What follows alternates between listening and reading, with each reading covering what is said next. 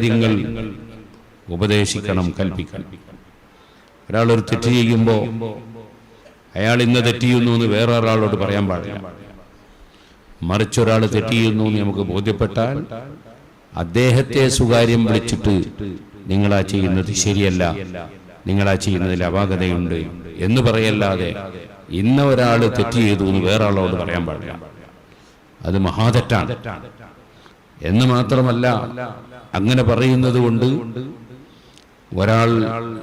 ഒരാളെ സ്നേഹിക്കുന്ന ആളുകൾ അവനിൽ നിന്ന് അകന്നു പോകാനോ അവനിൽ നിന്ന് ഭിന്നിച്ചു പോകാനോ കാരണമാകുമെങ്കിൽ അതിൻ്റെ പേരാണ് നമീമത്ത് എന്ന് പറയുന്നത്. അത് വലിയ ഫസാദാണ്, വലിയ ഫിത്നയാണ്. ആരെയും പരസ്പരം അകറ്റാൻ പാടില്ല. അഷ്റഫുൽ ഖൽഖ് സല്ലല്ലാഹു അലൈഹി വസല്ലം തങ്ങളുടെ കാലത്ത് നബി സല്ലല്ലാഹു അലൈഹി വസല്ലം സഹാബികളിൽ ഒരാൾ നിസ്കരിക്കുന്ന സമയത്ത് അല്പം നീണ്ട സൂറത്തോതി. നീണ്ട സൂറത്തോതുന്നത് ഓരോ അക്ഷരത്തിനും പ്രതിഫലം കിട്ടൂലേ? പക്ഷേ വേണ്ട ഞാൻ തന്നെ അങ്ങനെ നീണ്ട സൂറത്തോതിയപ്പോൾ ഒരാൾക്ക് തിരക്കിട്ട് പോകേണ്ടതുണ്ടായി. അപ്പൊ അദ്ദേഹം ഇമാമിനെ വിട്ടുപിരിഞ്ഞ് സലാം ചൊല്ലി. അദ്ദേഹം നിസ്കാരം പൂർത്തീകരിച്ച് അത് സലാം ചൊല്ലി അയാൾ പോയി. അപ്പൊ ആളുകളിൽ ചിലർ അയാളെ പറ്റി കുറ്റം പറയാൻ തുടങ്ങി. നിസ്കരിക്കുമ്പോൾ അയാൾ പിരിഞ്ഞുപോയി എന്ന് കുറ്റം പറയാൻ. അത് അദ്ദേഹത്തിന്റെ മനസ്സിനെ വല്ലാതെ വേദനിപ്പിച്ചു. അദ്ദേഹം നബി സല്ലല്ലാഹു അലൈഹി വസല്ലം തങ്ങളോട് വന്ന് കംപ്ലൈന്റ് പറയും. അദ്ദേഹം നീട്ടി നിസ്കരിച്ചു. എനിക്ക് തിരക്കിട്ട് പോകേണ്ടതുണ്ടായി. അപ്പൊ ഞാൻ പിരിഞ്ഞുപോയി. അപ്പോൾ ആളുകളൊക്കെ എന്നെ കുറ്റം പറയാൻ തുടങ്ങി. അയാൾ നിസ്കരിക്കുന്നതിൽ കൂട്ടത്തിൽ നിൽക്കാതെ പിരിഞ്ഞുപോയി. അപ്പൊ നബി സല്ലല്ലാഹു അലൈഹി വസല്ലം തങ്ങൾ ആ സഹാബിയെ വിളിപ്പിച്ചു. വളരെ ഗൗരവത്തോടുകൂടെ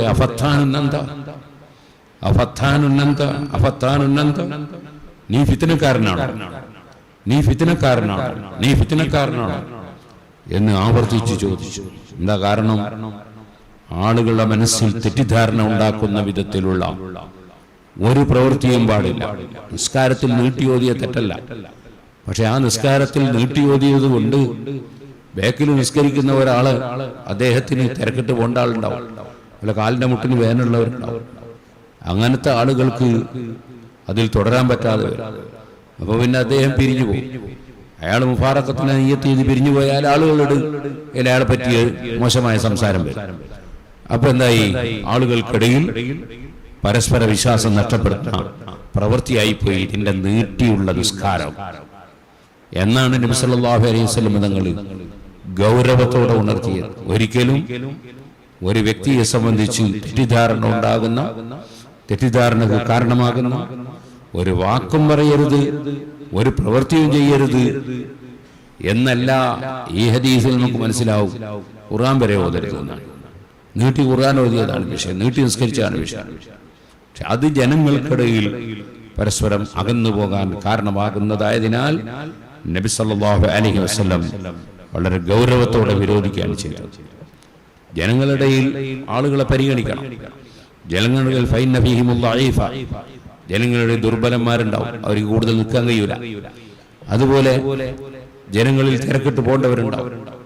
ജനങ്ങളുടെ കൂട്ടത്തിൽ പല ആൾക്കാരും ഉണ്ടാവും. അവരൊക്കെ പരിഗണിച്ചിട്ട് വേണം നേതൃത്വം കൊടുക്കുന്ന നിങ്ങൾ നിസ്കരിക്കാൻ എന്നാണ് നബി സല്ലല്ലാഹു അലൈഹി വസല്ലം നമ്മൾ ഉപദേശിക്കുന്നത്. അപ്പൊ നമ്മൾ വളരെ ശ്രദ്ധിക്കണം. മുതഅല്ലിമീങ്ങളും മുലാമാരൊക്കെ പ്രത്യേകിച്ച് ശ്രദ്ധിക്കണം. നമ്മൾ കാരണത്താൽ ഒരു വ്യക്തിയെയും വേറൊരാൾ കുറ്റം പറയാനോ അല്ലെങ്കിൽ ഒരാളെ തെറ്റിദ്ധരിക്കാനോ കാരണമാകുന്ന ഒരു വാക്ക് പോലും നമ്മുടെ നാവിൽ നിന്ന് വരാൻ പാടില്ല. അതിന്റെ പേരാണ് നമീമത്ത് എന്ന് പറയുന്നത്. ലാ യദ്ഖുൽ ജന്നത നമാമൻ, പരസ്പരം തെറ്റിക്കുന്ന വർത്തമാനം പറയുന്നു സ്വർഗ്ഗത്തിൽ കടക്കൂല. നബി സല്ലല്ലാഹു അലൈഹി വസല്ലം തങ്ങൾ പ്രത്യേകം പറഞ്ഞ സംഗതിയാണ്. വളരെയേറെ ശ്രദ്ധിക്കണം സംസാരം. അതുപോലെ കളവ് പറയരുത്.